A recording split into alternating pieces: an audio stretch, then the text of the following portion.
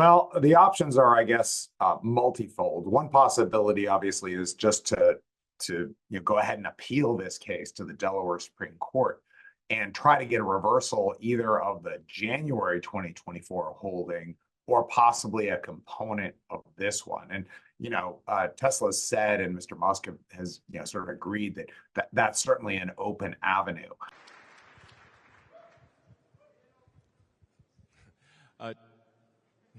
Dankeschön für alles.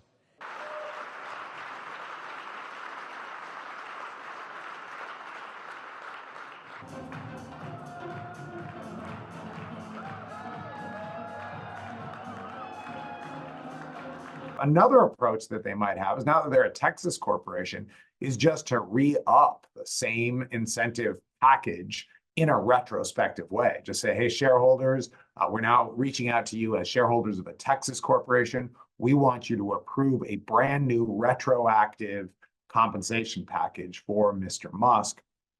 It's going to be less attractive from the company's perspective for tax treatment, but it would be something that would now fall under Texas law and not Delaware law. We don't know an awful lot about how Texas law treats these things. That's one of the reasons why Delaware is so popular, is that the popularity feeds on itself, and we know an awful lot about how these things work in Delaware. We don't know as much in Texas, but a lot of people sort of feel like Mr. Musk may get a more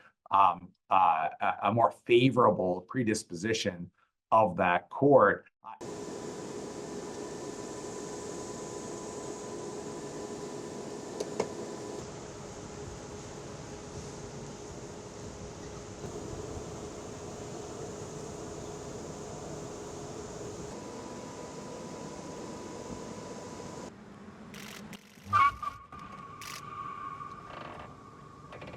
It could be from a legal policy perspective that even if this wasn't a great fit for Elon Musk, the approach that was used in this case, pretty good fit for just about everyone else.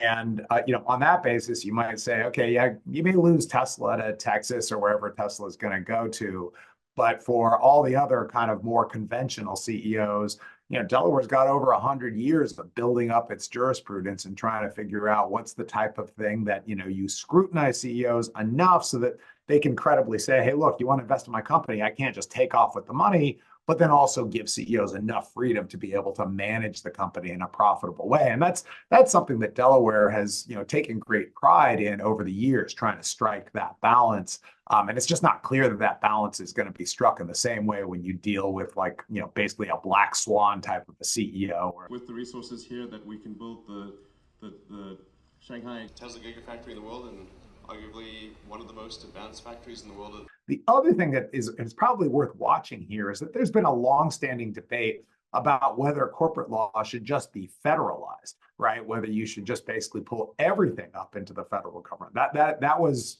has been pretty much beaten back over the years. But I certainly could imagine maybe a resuscitation of this idea that maybe federal law should take over corporate law, and it should be the feds that dethrone Delaware. Now, if they're going to do that, then there's going to have to be basically some sort of a bureaucratic structure for the federal government to do that. And Elon Musk is simultaneously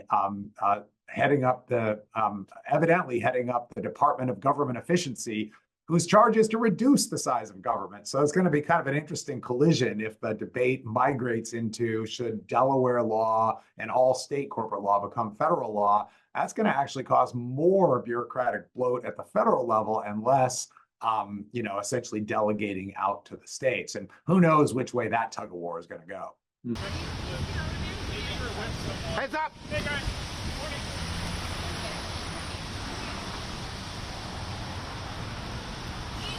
Elon, how are you?